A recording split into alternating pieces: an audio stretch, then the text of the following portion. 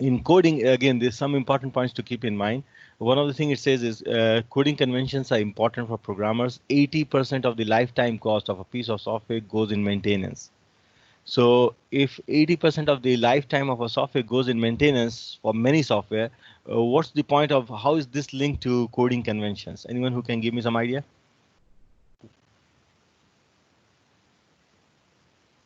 If we say a lot of the time of the software goes into maintenance, means after deployment, after you have done the implementation, testing, and you have given it for the customers to use, or it's a product, then a lot of time goes into maintenance. So how is this related to having coding or following coding standards or coding conventions? Yeah, so I see a message saying coding conventions helps in maintenance, which is true, but yeah, the point here is again keep in mind in maintenance it's very infrequent, seldom the case that the one who wrote the code is the one who's maintaining the code. So if someone else wants to maintain your code, he needs to understand it, right? And of course, we said this before that even if you look at your own code after a few months, it becomes very difficult to follow. But following conventions and guidelines make it easier to follow. So that's the point here, right? So hardly any software is maintained for its whole life by a original author. This is what we say. And code conventions improve the readability of the software, allowing engineers to understand new code more quickly and thoroughly. So very important to keep that in mind, right? There are some guidelines here. First of all, the file organization. It says files longer than 2000 lines are cumbersome and should be avoided. So generally speaking, your code files should not be more than 2000 lines. Again, this is just a guideline. It's not a rule, right? Each Java file contains a single public class or interface, and that should be the name of the file, right? The source file. So it says when private classes and interfaces are associated with a public class, you can put them in the same source file as the public class. Of course, one of the most important example is the inner classes, which is part of the outer public class, or right? So that's something to keep in mind. And if you have multiple classes and some of them are not public, and you have one public class, so the public class should be the first class, right?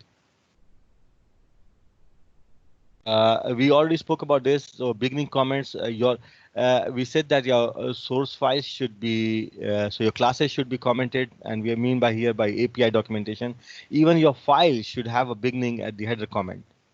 So each file should have something in the beginning as a comment for the file, right?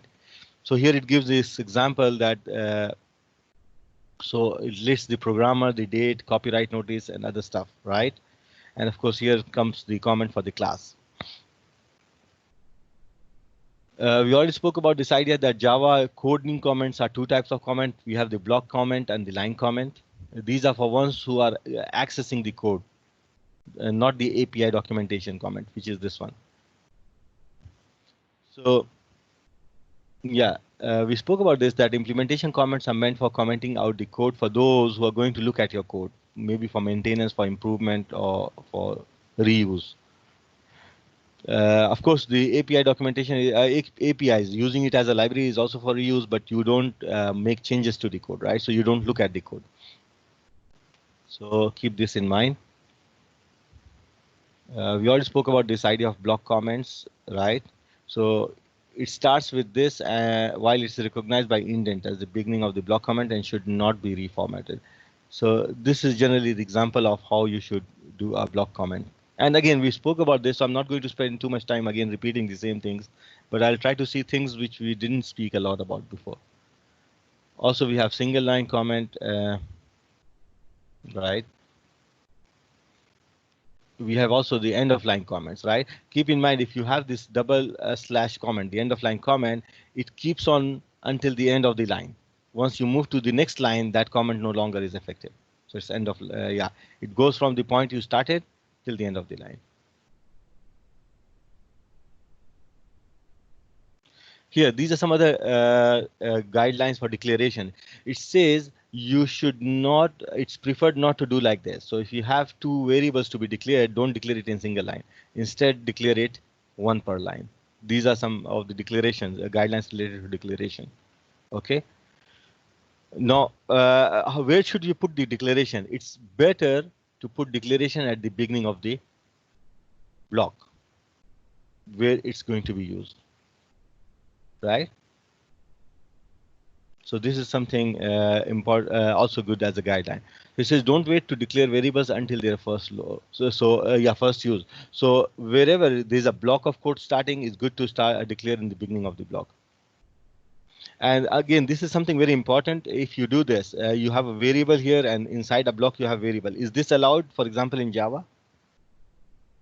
Yes or no?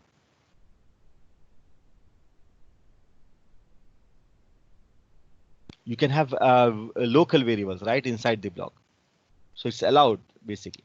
So for example, even let's take the example of the instance variable and a local variable as a method. You can have two variables with the same name, for example, but we should be avoiding this, generally speaking. Also, you can have a variable inside a block, right? So you see here, you have a variable inside this function, right? So if you have this and you have a variable outside the scope, then it might confuse. So you should be careful about doing that. Again, what about initialization? Try to initialize local variable where they are declared. So the moment you declare the variable, it is better to initialize it, because people do forget sometimes. And especially if you have local variables, we say the instance variables are by default initialized, but local variables are not initialized by default. So it's very important to make sure that you declare it. You initialize it, I'm sorry. Right? And these are about the blocks. So if you have this parenthesis, right? So it says no space between a method name and parenthesis. So this is something important to keep in mind. Let's say this is your method name and this is the parenthesis. There is no space in between. Whereas if you have if, you should have a space in between. Or if you have for, you should have a space and then do this. Anyone who can tell me, oh, what can this help us in? So it says if you have a method, you should not have space in between. And if you have others like if or for or other stuff, you should have. Do you see the reason why it's there? Anyone? Why should something like this be there?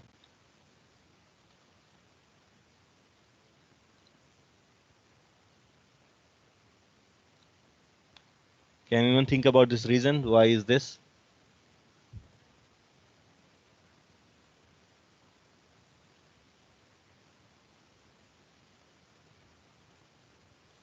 Okay.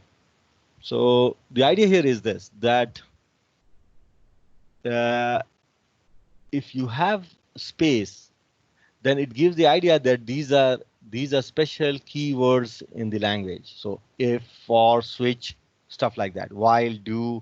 But if you have no space, it gives the indication that this is user defined name. It's not a keyword in the language.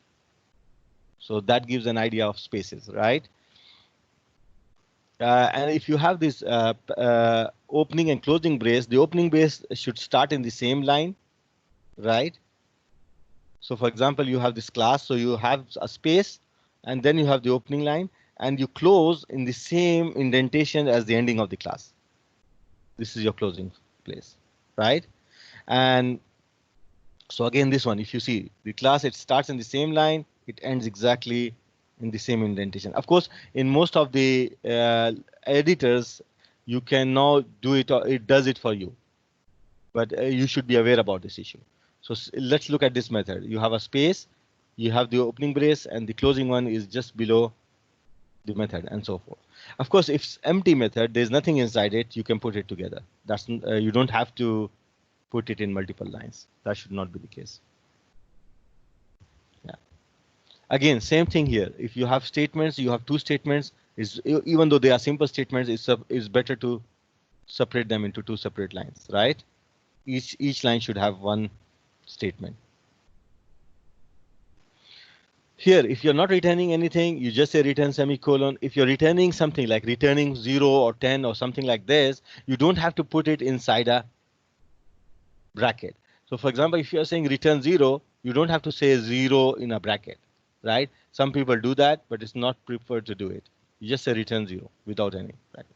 But of course, if there is some more logic inside the code, then it makes sense to put it inside bracket. So what is this saying? It says return size question mark size comma default size. So it takes one of these options, right? So in this case, it's better to put the brackets there.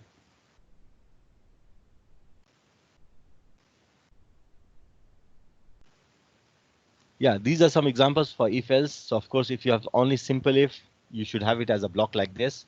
If you have if else, this line where if ends, you should have a space to start else, and again space starting block, ending block. Okay, and of course, if you have multiple else if, you should have something like this. Okay, sorry.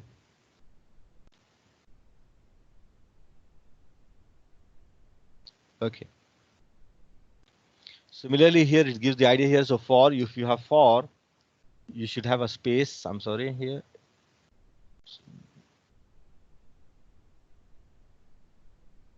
So yeah, you should have a space in for here. And I don't know if I can get the pointer here. Yeah.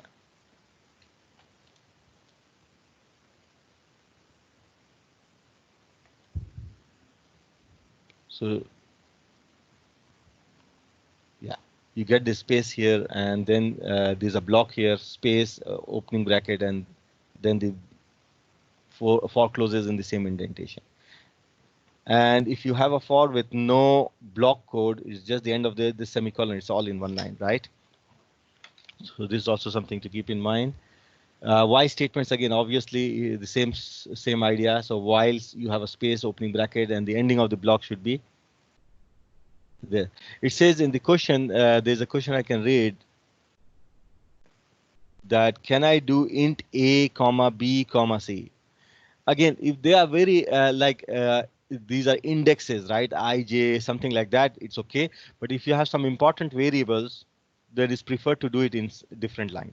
Each variable should be declared as well as initialized in a separate line. That's the better idea to do it. Right.